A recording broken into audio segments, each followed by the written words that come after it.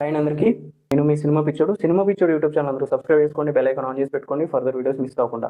చాలా మంది చూస్తున్నారు బట్ సబ్స్క్రైబ్ చేసుకోవట్లేదు, so please try to subscribe అండి. సో మనం డైరెక్ట్ గా వీడియోకి వెళ్ళిపోదాం.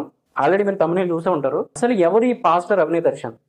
కడప దగ్గర ఒక పల్లెటూరు నుంచి వచ్చి నేను సినిమా హీరో అవుతానని చెప్పి హైదరాబాద్ వచ్చి ఒక 2-3 సినిమాల్లో యాక్ట్ చేసి ఇక్కడ వర్కౌట్ అవ్వక తిరిగి వెళ్ళిపోయి పాస్టర్ అవుతాను, నాకు కొంచెం డబ్బులు కావాలని అంటే తన వైఫ్ అతన్ని నమ్మి కొన్ని డబ్బులు అయితే ఇవ్వడం జరిగిందంట. తన విలాసాలకు ఖర్చు పెట్టుకుంటూ ఆ అమ్మాయిని కట్నం కోసం వేధించేవాడట. తన మొదటి భార్యకి తెలియకుండా మరో 2 అమ్మాయిలతో కూడా అఫైర్ పెట్టుకున్నాడట. ఇతను పాస్టర్ అయిన తర్వాత విజయనగరంలో ఒక అమ్మాయిని ప్రేమించి, తనకి మొదటి భార్య ఉండగా వేరే అమ్మాయిని ప్రేమించి ఆ అమ్మాయిని తీసుకొని పారిపోయాడంట. ఆ అమ్మాయికి సంబంధించి, ఇతనితో పారిపోయిన అమ్మాయికి సంబంధించి వాళ్ళ పేరెంట్స్ విజయనగరం 1 టౌన్ పోలీస్ స్టేషన్కి వెళ్ళి కంప్లైంట్ అయితే ఇచ్చారట. విజయనగరం 1 టౌన్ పోలీసులు తన మొదటి భార్యను ఎంక్వైరీ చేస్తే అభినయ్ దర్శన్ అనేవాడు మంచివాడు కాదని, అతనికి వేరే అమ్మాయిలతో అఫైర్స్ ఉన్నాయని, అతను నన్ను కూడా కట్నం కోసం వేధిస్తున్నాడని ఆ అమ్మాయి అయితే ఎంక్వైరీలో చెప్పిందంట. ఈయన గారి భాగవతం తెలిసిన ఇతని సెకండ్ వైఫ్ నన్ను ఎందుకు మోసం చేసావు, వేరే అమ్మాయిలతో నీకు అఫైర్ ఉంది అని చెప్పేసి మాట్లాడుతున్నారు అని చెప్పేసి క్వశ్చన్ చేస్తే, నిన్ను చంపేస్తాను నేను, నువ్వు నన్ను క్వశ్చన్ చేస్తావా అని బెదిరించి ఆ అమ్మాయి ఇంటికి వెళ్ళి రాడ్ పట్టుకొని న్యూసెన్స్ చేస్తే ఆ అమ్మాయి పోలీస్ కంప్లైంట్ పెడితే అతని మీద క్రిమినల్ కేసు ఫైల్ చేశారట పోలీసులు 2021లో. ఇతని మీద మాత్రమే కాదు, ఇతని కుటుంబ సభ్యుల మీద కూడా వరకట్నం నిషేధ చట్టం కింద కేసు కూడా ఫైల్ చేశారంట. ఇతను పాస్టర్ గానే ఉంటూ సిపిఎఫ్ అనే ఒక పొలిటికల్ పార్టీ పెట్టడానికి ప్రయత్నించాడు. ఈయన గారి ఈ సిపిఎఫ్ అనే పార్టీని రిజిస్టర్ చేయకుండా ఎలక్షన్ కమిషన్ రిజెక్ట్ చేసిందంట. జూబ్లీహిల్స్ లో పోయినసారి బై ఎలక్షన్స్ వచ్చినప్పుడు నేను ఎమ్మెల్యేగా పోటీ చేస్తున్నాను, క్రైస్తవులు అందరూ నాకు సపోర్ట్ చేయండి అని చెప్పి ఈయన అకౌంట్ డీటెయిల్స్ అన్ని ఈయన గారు యూట్యూబ్ ఛానల్లో పెట్టి చాలా ఫండ్స్ అయితే కలెక్ట్ చేశాడంట. గిరిజన ప్రాంతాల్లో ఉన్న అమాయకపు క్రిస్టియన్స్ ని టార్గెట్ చేశాడు. ఇప్పుడు ఈయన గారు డబ్బులు దండుకోవడం కోసం ఒక పార్టీ కావాలి, అందుకు భరోసా పార్టీ అని చెప్పి మొదలు పెట్టాడు. ఈ పార్టీ కూడా ఏది కాదు, తెలంగాణలో రిజిస్టర్ అయిన ఒక ఏసయ్య చింతల అనే ఒక వ్యక్తిది. వీళ్ళు ఏం మాట్లాడుకున్నారో తెలియదు, కానీ ఈయనైతే ఆంధ్రప్రదేశ్ లో ఈయనైతే పార్టీని రన్ చేస్తున్నాడు. గత కొద్ది రోజులుగా క్రైస్తవ మతం నుంచి కనీసం 10 మంది ఎమ్మెల్యేని నేను గెలిపించుకుంటానని చెప్పేసి పాదయాత్ర అయితే మొదలెట్టాడు ఈ అభినయ్ దర్శన్ అనే వ్యక్తి. గిరిజన ప్రాంతాలకు వెళ్ళి మీటింగులు, స్పీచ్లు అని ఏవేవో కల్లబుల్ల కబుర్లు అని చెప్పి పాపం అమాయకుల్ని మోసం చేసే ప్రయత్నం చేశాడు. వాళ్ళకేం తెలుసు పాపం, అక్కడ చిన్న విలేజ్కి ఒక 100 మెంబర్స్ 200 మెంబర్స్ ఇంతే, నాకు తెలిసి అంత కూడా ఉండరు.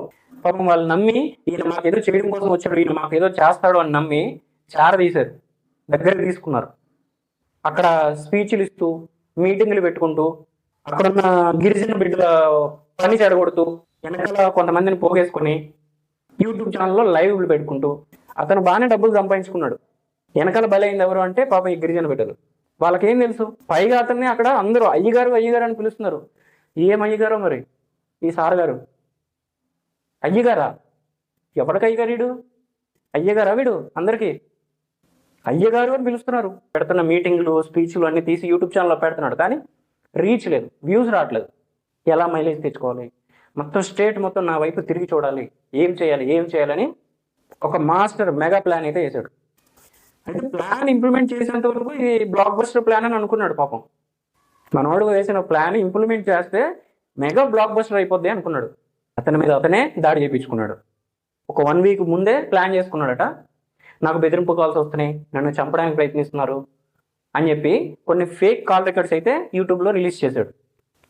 అందరూ కావాలంటే ఈ నెంబర్ కాల్ చేసి కనుక్కోండి అని చెప్పి నెంబర్ని యూట్యూబ్లో పెట్టాడు. పాపం చాలామంది కాల్ చేసి ట్రై చేస్తే ఆ నెంబర్ స్విచ్ ఆఫ్. ట్రూ కాలర్లో పేరు ఏమొస్తుంది అని అంటే అభినయ్ దర్శన్ అని వస్తుంది. నీ బతుకుల్ని పాడు చేసే ఫోన్లేమో జోబీలో ఉంటాయి, కాళ్ళకు పాదాలకి రక్షణ ఇచ్చే చెప్పులేమో బయట ఉంటాయి.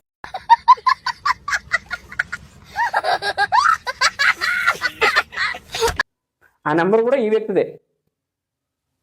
6-7 మందిని సెలెక్ట్ చేసుకున్నాడట. వాళ్ళకి కొంచెం డబ్బులు ఇచ్చి నా మీద ఇలాగ ఫేక్ అటాక్ చేయండి, నన్ను చంపినట్టు రికార్డ్ చేయండి అని చెప్పి ఒక సీన్ అయితే క్రియేట్ చేశాడు. ఆర్జీవీ డైరెక్షన్ కంటే దారుణంగా ఉంది అది డైరెక్షన్, తెలిసిపోతుంది చాలా క్లియర్గా. దాడి చేయించుకున్నాడు. ఇది జస్ట్ క్రైస్తవుల వరకు రీచ్ అయితే చాలు, నాకు కొంచెం డబ్బులు వస్తాయి అనుకున్నాడేమో. కట్ చేస్తే పోలీసులు ఎంట్రీ ఇచ్చారు. ప్లాన్ మొత్తం రివర్స్ అయింది. పోలీసులు ఎంట్రీ ఇచ్చి నెక్స్ట్ డే మార్నింగ్ కల్లా మొత్తం మొత్తం కంప్లీట్ వాడు భాగవతం మొత్తం బయట పెట్టేశారు. Call records, WhatsApp chats, Instagram calls, attack చేయించుకోవడం కోసం, సెల్ఫ్ అటాక్ చేయించుకోవడం కోసం ఎన్ని ప్రయత్నాలు చేశాడో అవన్నీ ఆధారాలతో సహా బయట పెట్టేశారు పోలీసులు. బట్టలిప్పి నుంచోబెట్టారు పక్కన ఈ అభినయ దర్శన్ని. మొత్తం ఈ ఆధారాలన్నీ ఇతగాడు చేసిన డ్రామా అని చెప్పేసి చాలా అంటే చాలా క్లియర్ కట్ గా తెలిసిపోతుంది. అవసరం లేదు, ఆ ఒక్క వీడియో చాలు. అటాక్ చేస్తున్నప్పుడు తీసిన వీడియో చాలు, ఇది సెల్ఫ్ అటాక్, ఇది మొత్తం డ్రామా అని చెప్పేసి క్లియర్ కట్ గా తెలిసిపోతుంది. ఈ అభినయ దర్శన్ అనేవాడు చేసిన మిస్టేక్ ఏంటంటే మొత్తం డ్రామాలో ఈ డ్రామాకి ఆర్టిస్టుల్ని గిరిజన బిడ్డలను ఎంచుకోవడం. ఎందుకంటే వాళ్ళకి యాక్ట్ చేయడం రాదు, వాళ్ళకి చాలా అంటే చాలా ట్రాన్స్పరెంట్గా ఉంటారు, వాళ్ళకి నటించడం రాదు. అక్కడే దెబ్బేసింది. ఈ క్రిస్టియన్ పాస్టర్స్లోనే నీలాంటి వాళ్ళు ఒక నలుగురిని దింపాల్సింది సీన్లోకి. ఖచ్చితంగా బ్లాక్ బస్టర్ హిట్ అయిపోయేది ప్లాన్. ఈ వ్యక్తి గతంలో చనిపోయిన ప్రవీణ్ పగడాల ఇష్యూ మీద కూడా ఒక న్యూసెన్స్ క్రియేట్ చేద్దామని ట్రై చేశాడు. ఈ మర్డర్ వెనకాల, ప్రవీణ్ పగడాల గారి హత్య వెనకాల పెద్ద హస్తం ఉంది, చాలా పెద్ద హస్తాలు ఉన్నాయి, పెద్ద కుట్ర పన్నారు, వాంటెడ్లీ ప్లాన్ చేసి మర్డర్ చేశారు. ఈయన పేరు చెప్పి కూడా చాలా డబ్బులు దండుకున్నారు. ఈ వ్యక్తి, ఈ అజయ్ బాబు అనే పాస్టర్ ఒక ఆయన ఉన్నాడు, వీళ్ళిద్దరూ అనమాట జోడి. ఇతని మీద అటాక్ జరిగిందని చెప్పేసి మొట్టమొదటి పరిగెట్టుకుంటూ పోయిన వ్యక్తి ఎవరన్నారంటే అజయ్ బాబు. ఇంత జరిగిన తర్వాత కూడా ఇంకా వీడి మీద ప్రేమ ఏంటో నాకు అర్థం కావట్లేదు. క్రిస్టియన్స్కి పాజిటివ్ కామెంట్స్ పెడతారు వీడి మీద. వీడి వెదవని చెప్పి బట్టలు ఇప్పి పక్కన నుంచో పెడితే ఇంకా దేవుడు మీకు మేలు చేయగాక, ఇంకా మీ మీద దేవుడు కృప ఉండును. ఏంటి ఇవి కామెంట్స్? కామెడీగా లేదు? ఇలాంటి వాళ్ళని మీరే పట్టుకోవాలి, మీలాంటి వాళ్ళకే దొరుకుతారు. ఎందుకంటే మాలాంటి వాళ్ళు రాము, చూడడం తెలీదు, పోలీసులు రారు, చూడరు, తెలీదు. వీళ్ళు చేసే మోసాలు, చర్చిల్లో వీళ్ళు ఏం చేస్తున్నారు, చర్చిల్లో వీళ్ళు ఎలా డబ్బులు దండుకుంటున్నారు, చర్చిల్లో వీళ్ళు ఎలా మోసాలు చేస్తున్నారు, క్రిస్టియన్స్కి కదా తెలిసేది.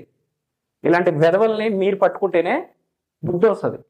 లేదంటే ఇలాంటి వెధవలు ఇంకా వస్తూనే ఉంటారు, మోసాలు చేస్తూనే ఉంటారు, డబ్బులు దండుకుంటూనే ఉంటారు. లేకపోతే వీళ్ళు పాస్టర్లు ఇలాంటి ఎదవలు అని తెలిసి కూడా వేలకు వేలు డబ్బులు పట్టుకెళ్ళి వాళ్ళ బొందకు కడతారు. పట్టుకెళ్ళి పొద్దున్న నుంచి సాయంత్రం వరకు కాయ కష్టం చేసి నెల మొత్తం, సంవత్సరం మొత్తం కష్టపడిన డబ్బుల్లోని వీళ్ళకి పర్సంటేజ్లు పట్టుకెళ్ళి ఏమన్నా అర్థం ఉందో అసలు కొంచెమైనా? వేలు, లక్షలు, కోట్లు ఎవడి సంపాదనను బట్టి వాడి పర్సంటేజ్ పెరుగుతూ ఉంటుంది. అక్కడ కోట్లు సంపాదించేవాడేమో 10 లక్షలు వేస్తాడు, 10 లక్షలు సంపాదించేవాడు 1,00,000 వేస్తాడు, 1,00,000 సంపాదించేవాడు 10,000 వేస్తాడు. ఏంటిది దరిద్రం? చాలా అంటే చాలా అఫీషియల్గా మోసాలు చేస్తున్నారు, దేవుడి పేరు చెప్పుకోరు. చాలా మంది క్రిస్టియన్స్ వీటి నుంచి బయటపడకపోతే ఇలాంటి వాళ్ళు వస్తూనే ఉంటారు, మీరు ఇస్తూనే ఉంటారు డబ్బులు. సో ఇది ఈ అభినయ దర్శన్ గాడి, ఈ పాస్టర్ గాడి భాగవతం. సో కంటెంట్ నచ్చితే మన వీడియోని లైక్ చేయండి, ఛానల్ సబ్స్క్రైబ్ చేసుకోండి, వీడియోని మీ ఫ్రెండ్స్కి షేర్ చేయండి.